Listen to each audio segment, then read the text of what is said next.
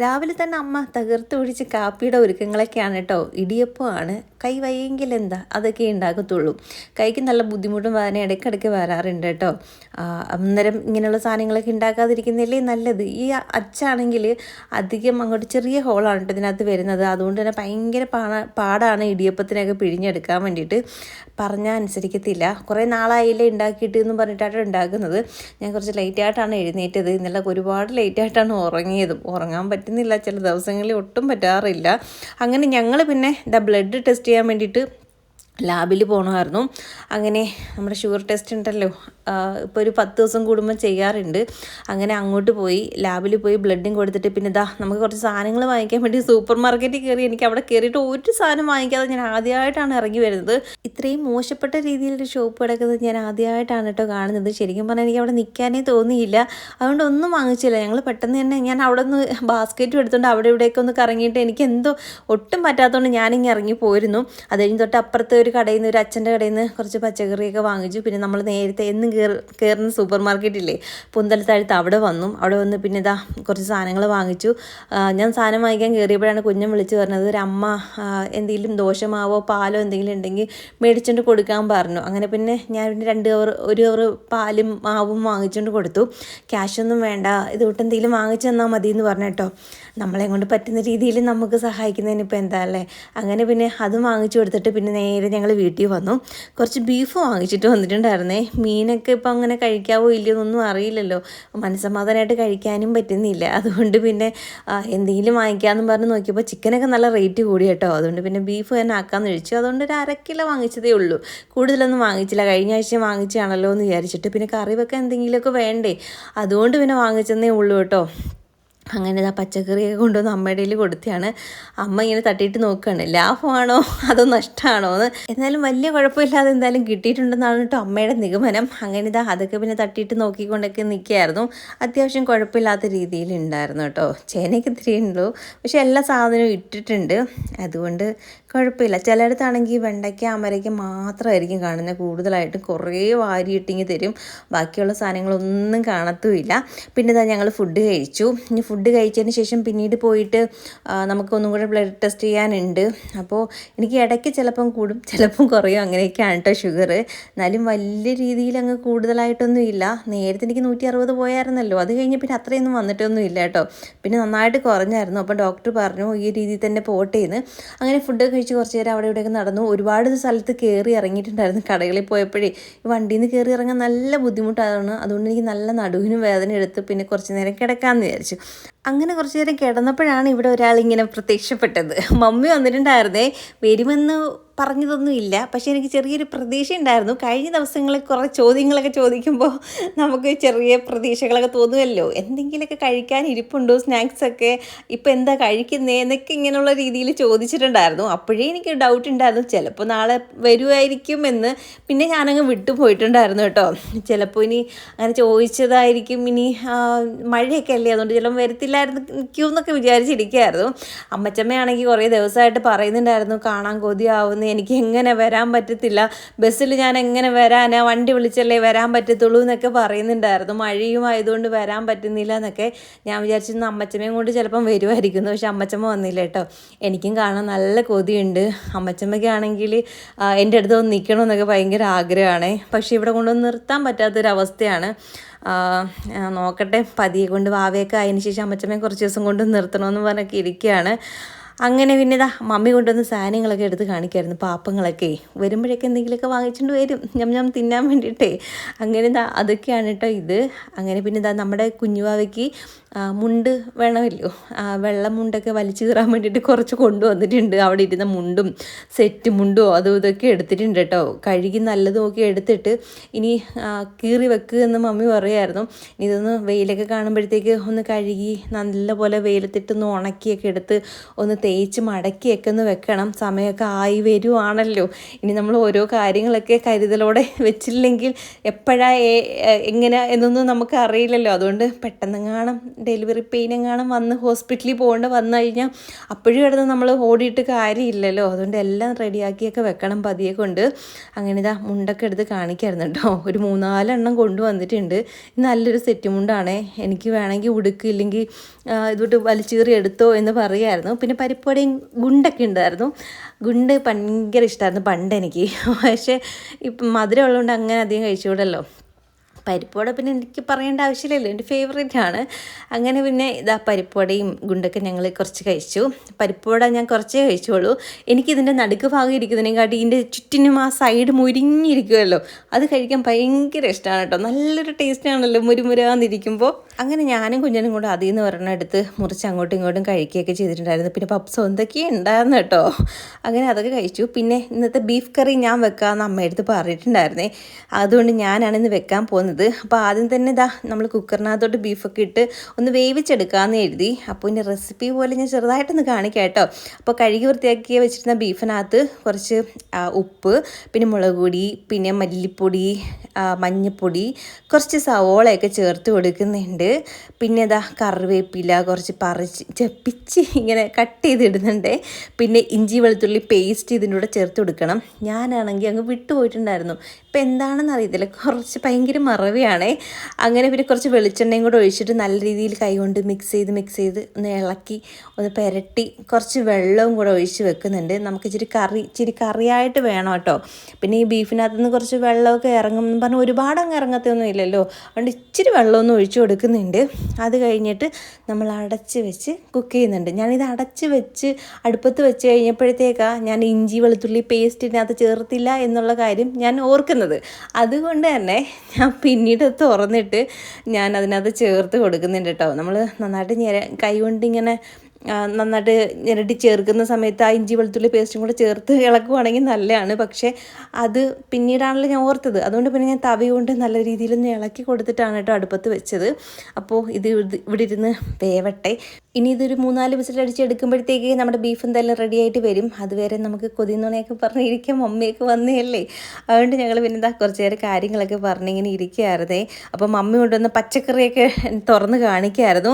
ഞങ്ങളിന്ന് വാങ്ങിച്ചു. ശരിക്കും മമ്മി വീട്ടിൽ നിന്ന് കൊണ്ടുവരുന്നെന്ന് അറിഞ്ഞിരുന്നെങ്കിൽ ഞാൻ വാങ്ങിക്കത്തില്ലായിരുന്നു. അവിടുന്ന് വരുമ്പോഴേക്കെ പച്ചക്കറിയൊക്കെ വാങ്ങിച്ചുകൊണ്ട് വരും കേട്ടോ. ഇവിടുത്തേനെക്കാട്ടി അത്യാവശ്യം നല്ലപോലെ അവിടെ കിട്ടും. അതുകൊണ്ട് പിന്നെ അവിടെ നിന്നൊക്കെ വാങ്ങിച്ച് എന്തൊക്കെയോ പച്ച ഏത്തക്കായൊക്കെ എനിക്ക് വാങ്ങിച്ചുകൊണ്ട് വന്നിട്ടുണ്ടായിരുന്നേ. പിന്നെ ഇതാ അമ്മയാണെങ്കിൽ മമ്മിക്ക് ദോശ ഇടുമായിരുന്നു. ഞങ്ങൾക്ക് രാവിലെ ഇടിയപ്പമായിരുന്നല്ലോ, കുറച്ച് ഉണ്ടാക്കിയുള്ളൂ. മമ്മി വരുമെന്നുള്ള കാര്യമൊന്നും നമുക്ക് അറിയില്ലായിരുന്നല്ലോ. അതും ഞങ്ങൾ കുറച്ച് ലേറ്റായിട്ടാണ് ഇന്ന് ഫുഡ് കഴിച്ചതും.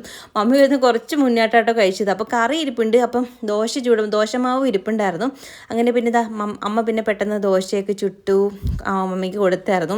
അങ്ങനെ മമ്മി കഴിച്ചുകൊണ്ടിരിക്കുന്നു. ഞങ്ങളും പിന്നെ കാര്യങ്ങളൊക്കെ പറഞ്ഞ് ഇതാ ഇവിടെ ഇരിക്കുകയായിരുന്നു. അമ്മ അപ്പോഴത്തേക്ക് ഇതാ പച്ചക്കറിയൊക്കെ തട്ടിയിട്ട് ഒന്ന് മാറ്റി വെക്കുകയാണ്. നമ്മൾ രാവിലെ മേടിച്ചത് അത് ഇതാ ഇങ്ങോട്ട് മാറ്റി വെക്കുകയാണ് കേട്ടോ. ഇനി വീട്ടിൽ നിന്ന് കൊണ്ടുവന്നത് നിങ്ങളൊന്ന് കാണിക്കാം. രണ്ടും തമ്മിൽ കമ്പയർ ചെയ്ത് നോക്കുമ്പോഴേ നമ്മൾ അവിടുന്ന് വാങ്ങിച്ചത് നിറയെ ഉണ്ട് കേട്ടോ. അത്യാവശ്യം കൂടുതലായിട്ടുണ്ട് സാധനങ്ങളൊക്കെ. തോനിയുണ്ട് കേട്ടോ. എന്തൊക്കെയോ ഒരുപാട് ഐറ്റംസൊക്കെ ഉണ്ട്. എന്ത് ലാഭമാണ് അവിടുന്ന് വാങ്ങിക്കുന്നത് തന്നെ ലാഭവും തോന്നും കേട്ടോ. ഇവിടുത്തേനെക്കാട്ടി കൂടുതലായിട്ട് കിട്ടുകയും ചെയ്യുന്നുണ്ട്. അതാണ് അവിടെ ഇവിടെയും തമ്മിലുള്ള വ്യത്യാസം. പിന്നെ ഞങ്ങൾ ആ ഒരു സമയം കൊണ്ട് ബ്ലഡ് ടെസ്റ്റ് ചെയ്യാൻ വേണ്ടി രണ്ടാമതും പോയിട്ട് വന്നതാണ് കേട്ടോ.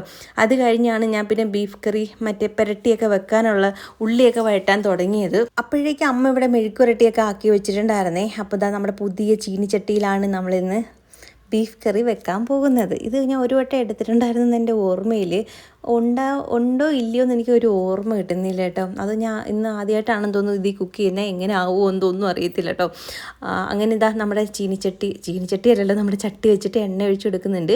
അതിനകത്ത് നമ്മുടെ സ്പൈസസ് ഒക്കെ ആഡ് ചെയ്ത് കൊടുക്കുന്നുണ്ട്. പട്ട, ഗ്രാമ്പൂ, ഏലക്ക, മറ്റ് പൂവ്, പിന്നെ ഇതാ ഈ ഒരു ഇല, അതൊക്കെ ബേ ലീഫ് അതും കൂടെ ഇട്ട് കൊടുക്കുന്നുണ്ട്. പിന്നെ അതിനകത്ത് നമ്മുടെ പെരിഞ്ജീരകം ഉണ്ടല്ലോ, അതും കൂടെ കുറച്ച് ചേർത്ത് കൊടുക്കുന്നുണ്ട്. അപ്പോൾ അതൊന്ന് ചെറുതായിട്ടൊന്ന് മൂത്ത് വന്നതിന് ശേഷം ഇതിനകത്ത് ഉള്ളി ആഡ് ആഡ് ചെയ്ത് കൊടുക്കാം. അപ്പോൾ നല്ലൊരു മണമൊക്കെ കിട്ടും കേട്ടോ ഈ പെരിഞ്ചീരകമൊക്കെ ഇട്ട് കൊടുക്കുമ്പോഴത്തേക്ക്. അങ്ങനെ കുറച്ച് സവോള 1/2 കിലോ ആണല്ലോ ബീഫ്, അതുകൊണ്ട് ഞാനൊരു 1-2 സവോള മാത്രമേ എടുത്തിട്ടുള്ളൂ, അത്യാവശ്യം മീഡിയം സൈസുള്ള. പിന്നെ കുറച്ച് ഉപ്പും കൂടെ ചേർത്തിട്ട് ഇത് നമുക്ക് ഇനി ഒന്ന് വഴറ്റിയെടുക്കാം കേട്ടോ. പിന്നെ കുഞ്ഞുള്ളി ഞാനൊന്ന് ചതച്ച് വെച്ചിട്ടുണ്ട് ഇതിനകത്ത് ഇടാൻ വേണ്ടിയിട്ട് കേട്ടോ. അപ്പോൾ ഇത് ആദ്യം ഒന്ന് വെന്ത് വന്നതിന് ശേഷം നമ്മുടെ കുഞ്ഞുള്ളി ചതച്ചതും കൂടെ ഇട്ട് കൊടുത്താൽ മതി, അല്ലെങ്കിൽ കുഞ്ഞുള്ളി പെട്ടെന്ന് അങ്ങ് വഴണ്ടി കിട്ടുമല്ലോ. പിന്നെ കുറേ പേര് പറഞ്ഞു ഇങ്ങനെ കുക്കിങ്ങിന് ചെയ്യുന്ന സമയത്ത് ഇങ്ങനെ ചേർന്ന് നിൽക്കില്ലേ എന്ന്. ശരിക്കും പറഞ്ഞാൽ എനിക്ക് വയറുള്ളത് കൊണ്ടേ എനിക്കതിലത് കാണാൻ പറ്റത്തില്ല, കുറച്ച് ദൂരോട്ട് മാറി നിന്നാൽ. എന്നാലും ഞാൻ ഇടയ്ക്കിടയ്ക്ക് ഇങ്ങനെ മാറി നിന്ന് ഇങ്ങനെ എത്തി ഒക്കെ നോക്കിയൊക്കെയാണ് കേട്ടോ ഇളക്കുന്നത്. അങ്ങനെ ഇതാ നമ്മുടെ കുഞ്ഞുള്ളിയും കൂടെ ചേർത്ത് കൊടുത്തിട്ടുണ്ട്. അപ്പോൾ കുഞ്ഞുള്ളി ആണെങ്കിൽ നല്ല ടേസ്റ്റാണ് കേട്ടോ, എനിക്ക് ഭയങ്കര ഇഷ്ടമാണ് കുഞ്ഞുള്ളി ചേർത്ത് കൊടുക്കുന്നത്. അപ്പോൾ അതും കൂടെ ചേർത്ത് നല്ല രീതിയിലൊന്ന് വഴറ്റിയെടുത്തതിന് ശേഷം പിന്നെ നമുക്ക് പൊടികളൊക്കെ ചേർത്ത് കൊടുക്കാം കേട്ടോ. പിന്നെ ഇഞ്ചി വെളുത്തുള്ളി ചേർക്കാൻ മറക്കരുത്. ഞാനാണെങ്കിലേ ഇത് ആദ്യം തന്നെ അങ്ങ് ഇട്ട് കൊടുക്കത്തില്ല, ഇല്ലെങ്കിൽ കയറി അടിക്ക് പിടിക്കും കേട്ടോ. ഈ ഇഞ്ചി വെളുത്തുള്ളി പേസ്റ്റ് നമ്മൾ ചേർത്ത് കൊടുക്കുമ്പോഴത്തേക്ക് കട്ട് ചെയ്യുന്നതാണെങ്കിൽ കുഴപ്പമില്ല, പേസ്റ്റ് ആണെങ്കിൽ പെട്ടെന്ന് അടിക്ക് കയറി പിടിക്കും. അതുകൊണ്ട് ഞാനൊന്ന് ഉള്ളി വഴണ്ട് വന്നതിന് ശേഷം മാത്രമേ ചേർത്ത് കൊടുക്കൂ, ഇല്ലെങ്കിൽ നമ്മൾ ഇളക്കിളക്കി നമ്മുടെ ഭണ്ഡാരം ഇടങ്ങും. അതുകൊണ്ട് ഞാൻ കുറച്ച് കഴിഞ്ഞ് ചേർക്കാറുള്ളൂ. അങ്ങനെ ഇഞ്ചി വെളുത്തുള്ളി പേസ്റ്റ് ചേർത്തു, പിന്നെ കുറച്ച് കറിവേപ്പിലയും കൂടി ചേർത്തൊന്ന് അതിൻ്റെ പച്ചമണം മാറുന്ന രീതിയിൽ ഒന്ന് ഇളക്കി കൊടുക്കുന്നുണ്ട് നല്ല രീതിയിൽ. അതിന് ശേഷമാണ് നമ്മൾ പൊടികളൊക്കെ ചേർത്ത് കൊടുക്കുന്നത്. അപ്പോൾ പൊടികളായ മുളക് പൊടി, മല്ലിപ്പൊടി, ഗരം മസാല, പിന്നെ മഞ്ഞൾപ്പൊടി ഞാൻ അങ്ങനെ ചേർക്കുന്നില്ല, നമ്മൾ ബീഫിനകത്ത് ചേർത്ത് കൊടുക്കുന്നത് കൊണ്ട് തന്നെ. പിന്നെ എരിവിന് ആവശ്യത്തിനുള്ള കുരുമുളക് ഞാൻ ലാസ്റ്റ് ചേർക്കുന്നുണ്ട്, ഇപ്പം എന്തായാലും ചേർക്കുന്നില്ല. അപ്പോൾ ഇതെല്ലാം കൂടെ ചേർത്ത് നല്ല രീതിയിൽ അതിൻ്റെ പച്ചമണം മാറുന്ന രീതിയിൽ ഇളക്കി കൊടുക്കുക. പിന്നെ ഞാൻ ഇതിനകത്തൊരു കാര്യം മറന്നുപോയി, തക്കാളി ഇടാൻ. എന്താണെന്ന് അറിയത്തില്ല, ഇടയ്ക്കിടയ്ക്ക് ഞാനിത് മറക്കും കേട്ടോ, എടുത്ത് വെച്ച് പക്ഷേ ഇടാൻ വിട്ടുപോയിട്ടുണ്ടായിരുന്നു. അപ്പോൾ തക്കാളി ആഡ് ചെയ്യുമ്പോഴത്തേക്ക് ഈ ഒരു സമയത്ത് അതിനകത്ത് ചേർത്ത് കൊടുക്കുക. എന്നിട്ട് ഒന്ന് വെന്ത് ഉടഞ്ഞ് വന്നതിന് ശേഷം മാത്രം നമ്മൾ ബീഫ് വേവിച്ചതും കൂടെ ഇതിനകത്ത് തട്ടി കൊടുക്കുക കേട്ടോ. അപ്പോൾ നല്ല രീതിയിൽ വെന്ത് ഒന്ന് ഇരിപ്പുണ്ട്, ഏറൊക്കെ പോയി. അപ്പോൾ ഇനി ഇത് നമുക്ക് അതിനകത്തോട്ട് ചേർത്ത് കൊടുക്കാം കേട്ടോ. അപ്പോൾ വെള്ളവും ബീഫെല്ലാം കൂടെ ചേർത്താണ് മിക്സ് ചെയ്ത് ഒന്ന് എടുക്കണം. അപ്പോൾ അത് ഒഴിച്ചതിന് ശേഷം ഒന്ന് നല്ല രീതിയിലൊന്ന് മിക്സ് ചെയ്ത് കൊടുക്കാം. അപ്പോൾ ആദ്യം എനിക്കൊരു ഡൗട്ട് ഉണ്ടായിരുന്നു, ഈ പൊടി കുറഞ്ഞു പോയോന്ന്. പക്ഷെ കുഴപ്പമുണ്ടായിരുന്നില്ല, എല്ലാം ഒന്ന് മിക്സ് ചെയ്ത് വന്നപ്പോഴത്തേക്ക് കറക്റ്റ് ആയിട്ടുണ്ടായിരുന്നു.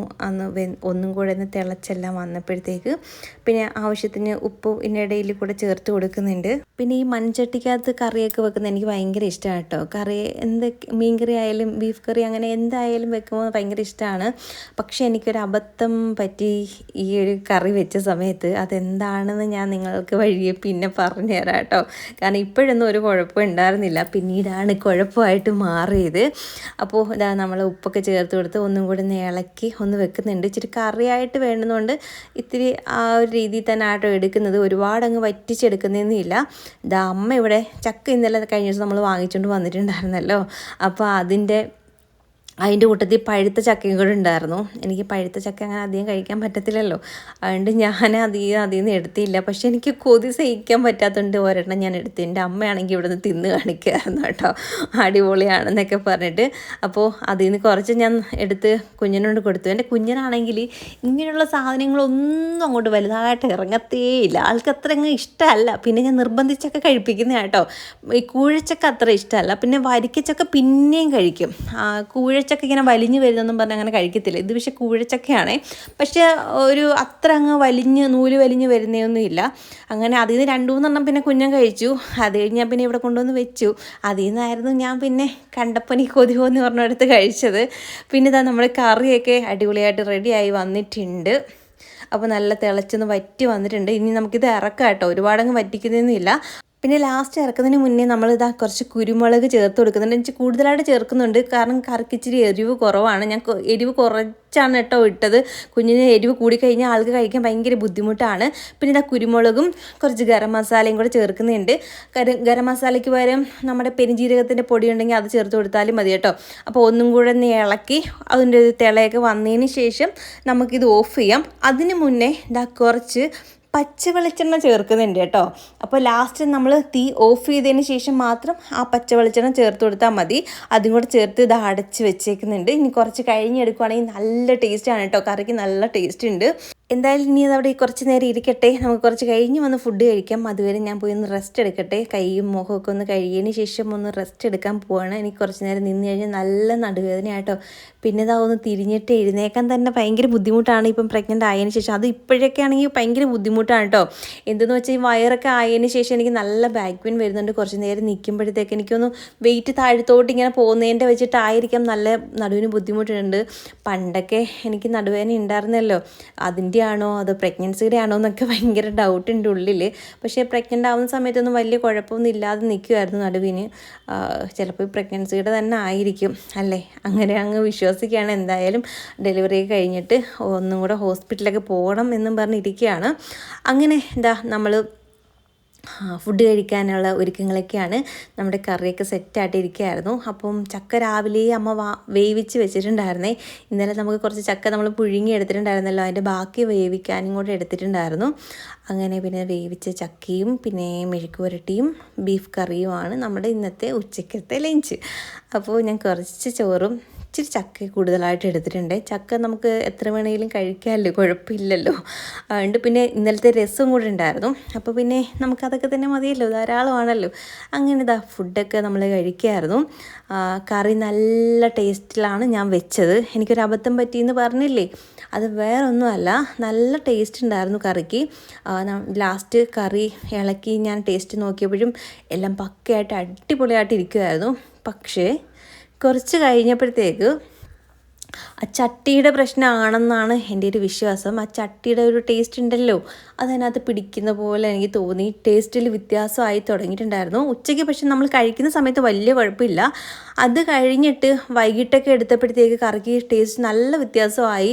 കറിയുടെ ടേസ്റ്റേ അങ്ങ് മാറിപ്പോയിട്ടോ. ഒരു ഭയങ്കര ഒരു ചൊവ പോലെ ഫീൽ ചെയ്യുന്നുണ്ടായിരുന്നു. ഭാഗ്യത്തിന് ഇത് കുറച്ചേ ഇന്ന് വാങ്ങിച്ചോളൂ, ഇല്ലെങ്കിൽ എന്ത് ചെയ്താനേന്ന് ഞങ്ങളിങ്ങനെ അങ്ങോട്ടും ഇങ്ങോട്ടും പറയുമായിരുന്നു. ആ ചട്ടിയുടെ പ്രശ്നം, പക്ഷെ നല്ല രീതിയിൽ മയക്കിയൊക്കെ എടുത്ത ചട്ടിയാണ്. പക്ഷെ എന്താണ് പ്രശ്നമെന്ന് എനിക്കറിയത്തില്ല. ഇതിൻ്റെ ഇനിയൊരു ടേസ്റ്റും അതിൻ്റെ ഇതൊക്കെ മാറാൻ വേണ്ടി എന്തെങ്കിലും ചെയ്യാൻ പറ്റുമോ എന്ന് എനിക്കറിയില്ല. നിങ്ങൾക്ക് ആർക്കെങ്കിലും അറിയാമെങ്കിൽ ജസ്റ്റ് ഒന്ന് കമൻറ്റ് ചെയ്യണം കേട്ടോ. എനിക്കിനി അതിനകത്ത് ഫുഡ്, അതും നല്ല ചട്ടിയും വലിയ ചട്ടി നോക്കി വാങ്ങിച്ചതാണ്. അതുകൊണ്ട് അതെടുത്ത് കളയാൻ എന്തായാലും നമുക്ക് മനസ്സ് വരത്തില്ലല്ലോ. അപ്പോൾ അതെങ്ങനെ ശരിയാക്കി എടുക്കേണ്ടതെന്നൊന്നും എനിക്കറിയില്ല. അറിയാവുന്നവരുണ്ടെങ്കിൽ ജസ്റ്റ് ഒന്ന് കമൻറ്റ് ചെയ്യുക. പിന്നെ ഇതാ ഫുഡ് കഴിച്ചിട്ട് പിന്നെ വന്ന് കിടന്നു. എനിക്ക് ഭയങ്കര ബാക്ക് പെയിൻ കേട്ടോ, എനിക്ക് ഒട്ടും പറ്റുന്നില്ല. അങ്ങനെ പിന്നെ ഇതാ അവിടെ വന്ന് കുറച്ച് നേരം കിടന്നു. അത് കഴിഞ്ഞപ്പോഴത്തേക്ക് മമ്മി പിന്നെ പോകാൻ ഇറങ്ങി. മഴയൊക്കെ അല്ലേ, അതുകൊണ്ട് പെട്ടെന്ന് പോകാൻ അങ്ങ് ഇറങ്ങിയതാണ് കേട്ടോ. അമ്മച്ചമ്മ അവിടെ ഒറ്റയ്ക്കല്ലേ ഉള്ളൂ, അമ്മച്ചമ്മ അവിടെ നിന്ന് പറഞ്ഞാണ് വിട്ടത്, പെട്ടെന്ന് ഇങ്ങി വരണേ മഴയൊക്കെ ആണ് എന്നൊക്കെ ഉള്ള രീതിയിൽ. അങ്ങനെ പിന്നെ ഇതാ മമ്മി പോകാൻ ഇറങ്ങിയപ്പോഴത്തേക്ക് പിന്നെ ഞങ്ങൾ കുറച്ച് നേരം കാര്യങ്ങളൊക്കെ പറഞ്ഞ് വെളിയിലും വന്ന് വായി നോക്കിയൊക്കെ നിൽക്കുകയായിരുന്നു. മമ്മിക്കാണെങ്കിൽ ഞാനിങ്ങനെ സൈഡിലൊക്കെ പോയി നിൽക്കുമ്പോഴത്തേക്ക് പേടിയായിട്ട് എന്നോട് പറയായിരുന്നു, നീ ഈ സൈഡിലൊന്നും വന്ന് നിൽക്കല്ലേ, വീഴും, കാലൊക്കെ തെറ്റി വീണ അറിയത്തില്ല എന്നൊക്കെ പറഞ്ഞിട്ട്. അങ്ങനെ പിന്നെ ഞങ്ങൾ പിന്നെ കുറച്ച് നേരം സംസാരിച്ചൊക്കെ നിന്നിട്ട് മമ്മി പിന്നെ ഇറങ്ങി. കുറച്ചും കൂടെ കഴിഞ്ഞ് പോകാമെന്നൊക്കെ പറഞ്ഞതാണ്. പിന്നെ അമ്മച്ചമ്മയുടെ കാര്യം ഓർത്തപ്പോൾ എന്നാൽ പൊക്കോ, മഴയൊക്കെ ആണെങ്കിലും പിന്നെ പാടാണല്ലോ. അതുകൊണ്ട് പിന്നെ മമ്മി പിന്നെ ടാറ്റയൊക്കെ പറഞ്ഞ് ഇറങ്ങി.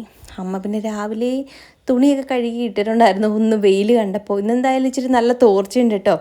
കുറേ ദിവസമായിട്ട് നല്ല മഴയാണല്ലോ. ഇന്നെന്തായാലും സൺഡേ ആയിട്ട് നല്ല വെയിലുള്ളത് കൊണ്ട് തന്നെ തുണിയൊക്കെ കഴുകിയിട്ടത്, രാവിലെ കഴുകിയിട്ടത് എല്ലാം ഉണങ്ങിയിട്ടുണ്ടായിരുന്നു. പിന്നെ കൈയോടെ അതങ്ങ് പറക്കുമായിരുന്നു കേട്ടോ. പിന്നെ വീണ്ടും ഞാൻ പോയി കിടന്നു. എനിക്കാണെങ്കിൽ നല്ല ബാക്ക് പെയിൻ ആയിരുന്നു, ഒട്ടും പറ്റുന്നേ ഉണ്ടായിരുന്നില്ല. അങ്ങനെ ഒന്ന് തിരിയാനും അറിയാനൊക്കെ ഭയങ്കര ബുദ്ധിമുട്ടാട്ടോ ബാക്ക് പെയിൻ വന്നു കഴിഞ്ഞാൽ. അങ്ങനെ പിന്നെ കുറച്ച് നേരം ഞങ്ങൾ പിന്നെ സിനിമയൊക്കെ കണ്ടിങ്ങനെ കിടക്കുമായിരുന്നു. സിനിമ കാണുമ്പോൾ ഞങ്ങൾ രണ്ടുപേരും ഒരുമിച്ചേ കാണാറുള്ളൂ കേട്ടോ. അല്ലാത്ത ഒറ്റയ്ക്ക് ഇരിക്കുമ്പോൾ ഞാൻ അങ്ങനെ സിനിമയൊന്നും അങ്ങനെ കാണാറില്ല. അങ്ങനെ സിനിമയെ കണ്ട് കിടന്ന് ഞാൻ ചെറുതായിട്ടൊന്ന് മയങ്ങിപ്പോയി. അത് കഴിഞ്ഞപ്പോഴത്തേക്ക് അമ്മ പിന്നെ ഇതാ ചായയൊക്കെ ഇട്ട് കൊണ്ടുവന്നു.